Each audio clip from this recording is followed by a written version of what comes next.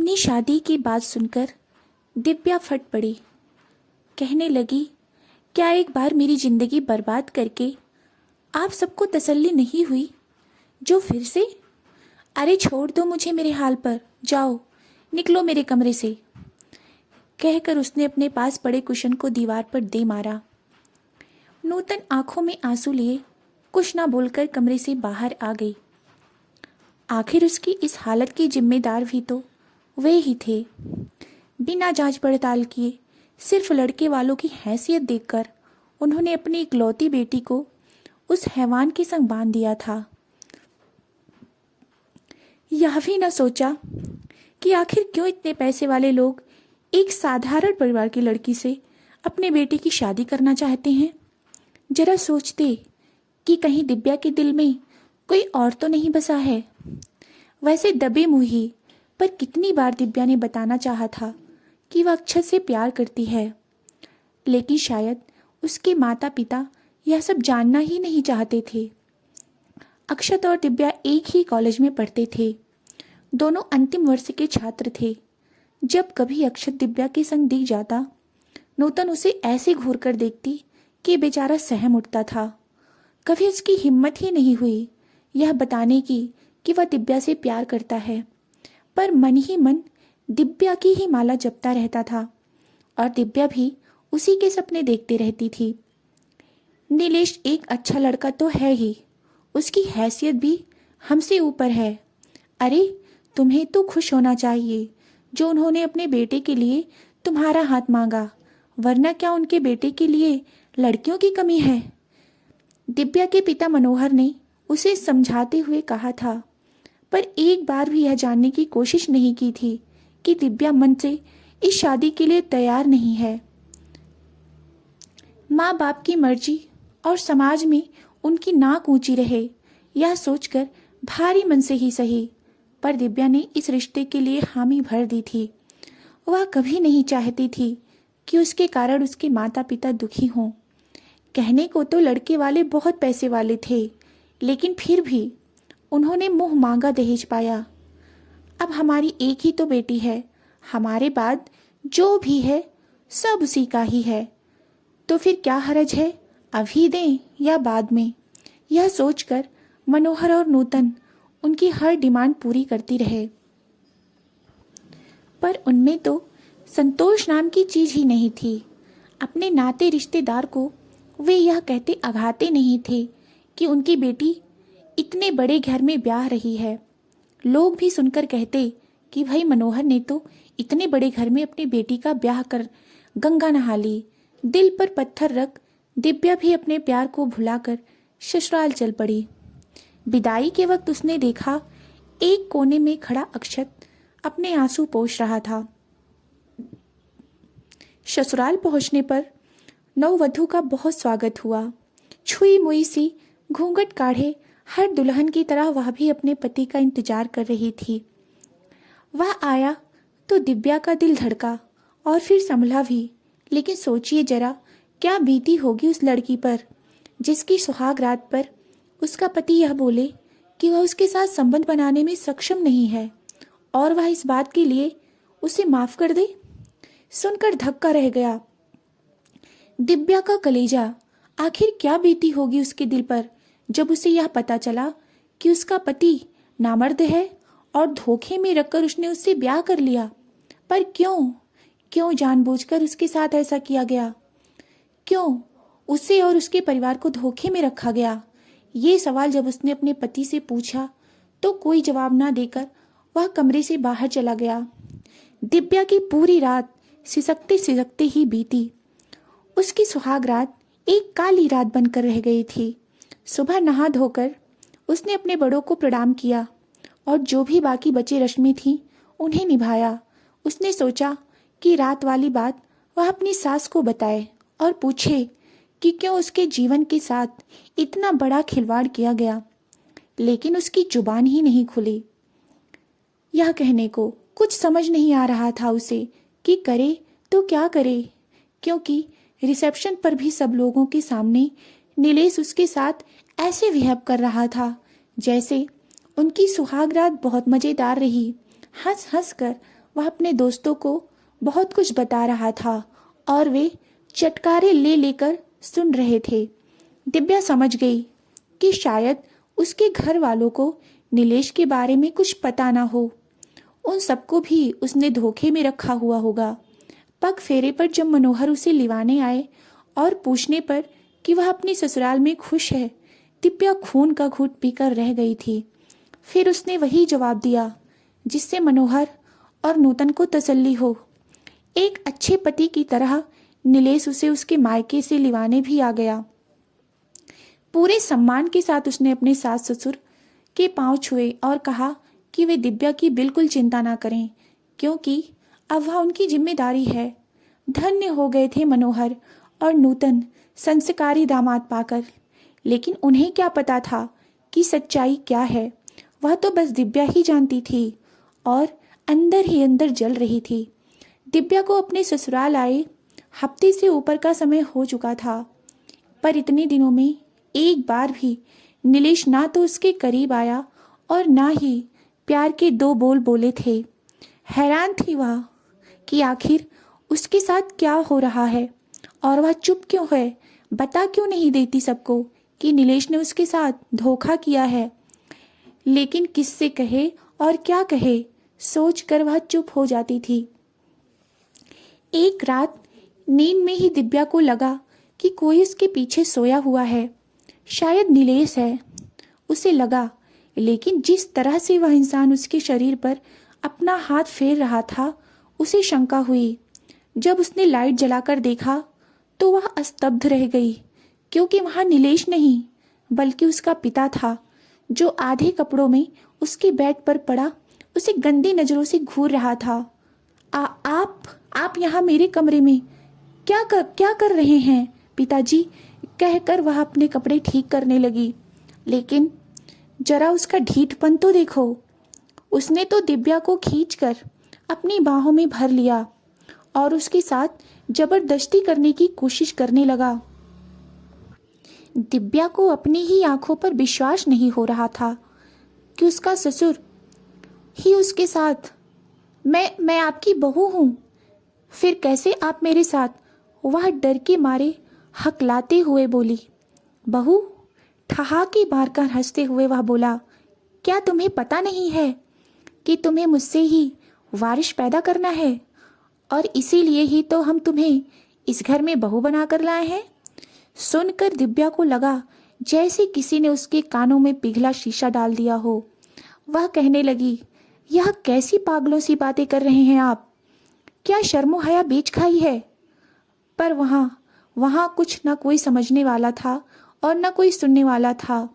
फिर उसने दिव्या के ऊपर झपट्टा मारा, लेकिन उसने अपने आप को उस दरिंदे से बचाने के लिए जैसे ही दरवाजा खोला, सामने ही नीलेश और उसकी माँ खड़े मिले। घबराकर वह अपनी सास से लिपट गई और रोते हुए कहने लगी कि कैसे उसके ससुर उसके साथ जबरदस्ती करना चाह रहे हैं, उसे बचा ले। बहुत हो चुका यह चूहे बिल्ली का खेल। कान खोलकर सुन लो कि ये सब जो हो रहा है ना, वह सब हमारी मर्जी से ही हो रहा है और हम तुम्हें इसी वास्ते इस घर में बहू बनाकर लाए हैं। ज्यादा फड़फड़ाओ मत और जो हो रहा है होने दो। अपनी सास के मुंह से भी ऐसी बातें सुनकर दिव्या का दिमाग घूम गया। उसे लगा वह बेहोश होकर गिर पड़ेगी। फिर अपने आप को संभालते हुए उसने कहा, तो क्या आपको भी पता है कि आपका बेटा? हाँ, और इसीलिए तो तुम जैसी साधारण लड़की को हमने इस घर में स्थान दिया, वरना लड़कियों की कमी थी क्या हमारे बेटे के लिए? पर मैं ही क्यों? यह बात हमें बताइए, क्यों नहीं गई ये सारी बातें शादी के पहले? आपने हमें धोखे में क्यों रखा? बताइए ना, चीखते हुए दिव्या कहने लगी। आप लोगों को क्या लगता है मैं यह सब चुपचाप सहती रहूंगी? नहीं, बताऊंगी सबको, तुम सबकी असलियत बताऊंगी। क्या कहा? असलियत बताएगी? किसे? अपने बाप को, जो दिल का मरीज है। सोच, अगर तेरे बाप को कुछ हो गया तो फिर तेरी माँ का क्या होगा? कहाँ जाएगी वह तुझे लेकर? दुनिया को तो हम बताएंगे कि कैसे आते ही तुमने घर के मर्दों पर डोरे डालने शुरू कर दिए और जब चोरी पकड़ी गई तो उल्टे हम पर ही दोष मढ़ रही है।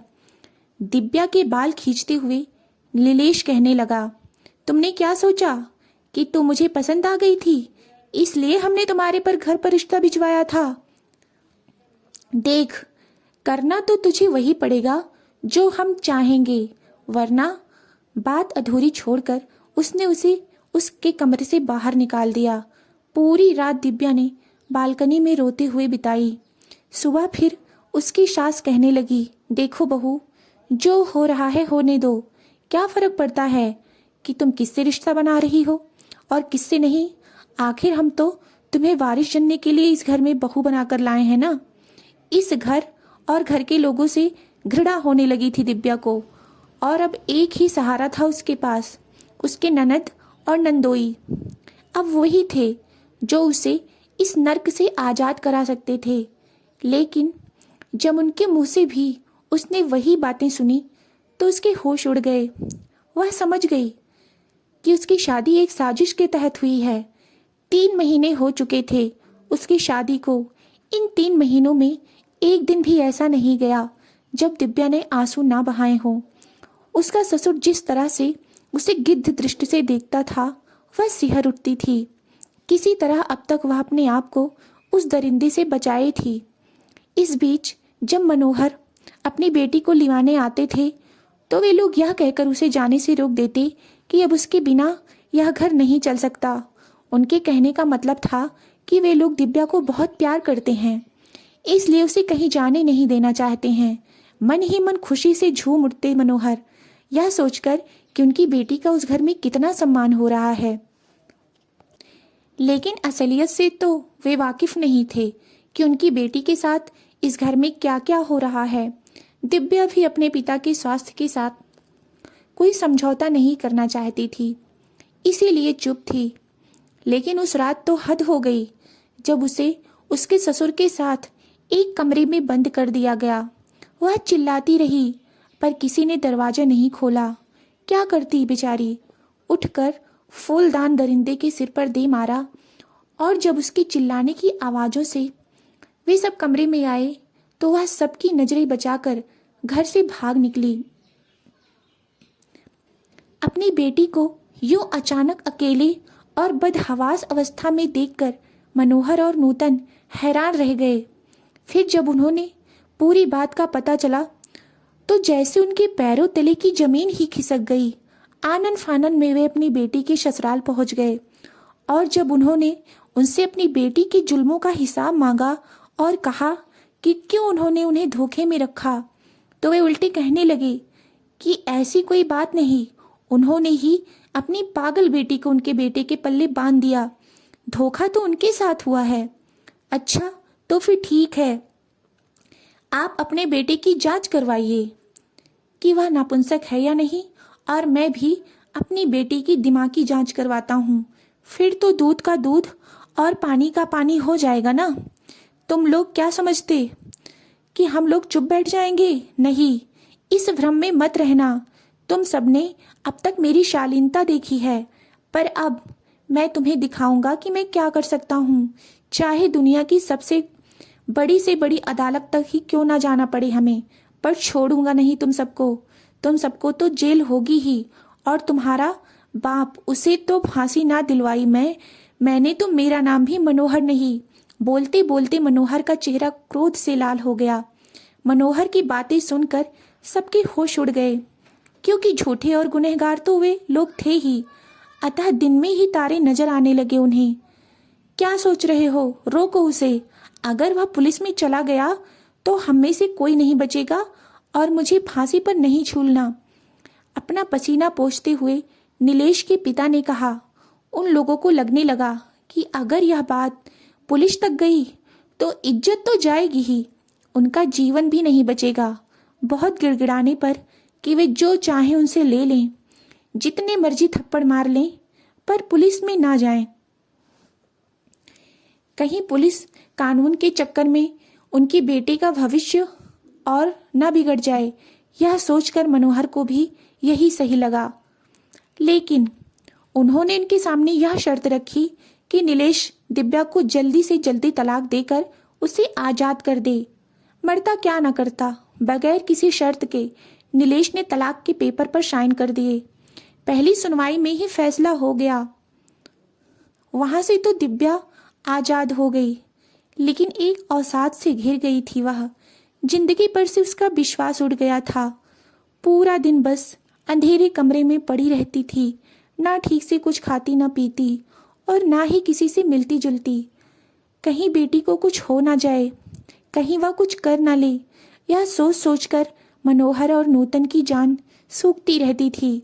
बेटी की इस हालत का दोषी वे खुद को ही मानने लगे थे। कुछ समझ नहीं आ रहा था उन्हें कि क्या करें जो फिर से दिव्या पहले की तरह हंसने खिलखिलाने लगे और अपनी जिंदगी से उसे प्यार हो जाए। दिव्या बेटा देखो तो कौन आया है, उसकी माँ ने लाइट ऑन करते हुए कहा। तो उसने नजरें उठाकर देखा, पर उसकी आंखें चौंधिया गई। हमेशा अंधेरे में रहने और एकाएक लाइट आंखों पर पड़ने के कारण उसे सही से कुछ दिख नहीं रहा था। पर जब उसने गौर से देखा तो देखती रह गई। अक्षत हौले से उसके मुंह से निकला। नूतन और मनोहर जानते थे कि कभी दिव्या और अक्षत एक दूसरे से प्यार करते थे, पर कह नहीं पाए थे। शायद उन्हें बोलने का मौका ही नहीं दिया गया था और खुद ही वे इसकी जिंदगी का फैसला कर बैठे थे। लेकिन अब अक्षत ही उनकी बेटी के होठों पर मुस्कान बिखेर सकता था। वही है जो जिंदगी भर दिव्या का साथ निभा सकता है। यह सोचकर उन्होंने अक्षत को उसके सामने लाकर खड़ा कर दिया था। बहुत सकचाहट के बाद अक्षत ने पूछा, कैसी हो दिव्या? मगर उसने कोई जवाब नहीं दिया। लगता है मुझे भूल गई। अरे मैं अक्षत हूँ अक्षत। अब याद आया, उसने उसे हंसाने के इरादे से कहा, पर फिर भी उसे ना कोई जवाब नहीं मिला। धीरे धीरे अक्षत उसे पुरानी बातें, कॉलेज के दिनों की याद दिलाने लगा।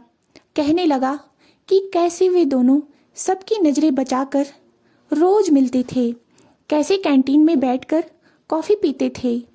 अक्षत उसे उसके दुख भरे अतीत से बाहर निकालने की कोशिश कर रहा था, पर दिव्या थी कि बस शून्य में ही देखे जा रही थी।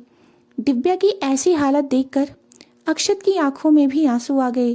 कहने लगा, आखिर तुम्हारी क्या गलती है दिव्या, जो तुमने अपने आप को इस काल कोठरी में बंद कर रखा है? ऐसा करके क्यों तुम खुद को सजा दे रही हो?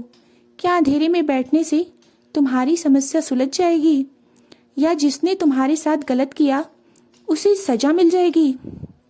बोलो। तो मैं क्या करूं अक्षत, क्या करूं? क्या करूं मैंने तो वही किया ना जो मेरे मम्मी पापा ने चाहा। फिर क्या मिला मुझे? अपने आंसू पोंछते हुए दिव्या कहने लगी। उसकी बातें सुनकर नूतन भी फफक फफक कर रोने लगी।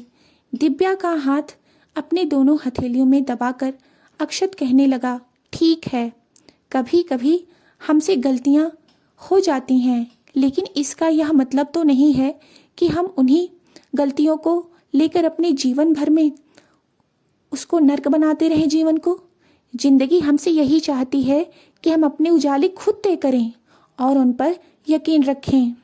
Just believe and win.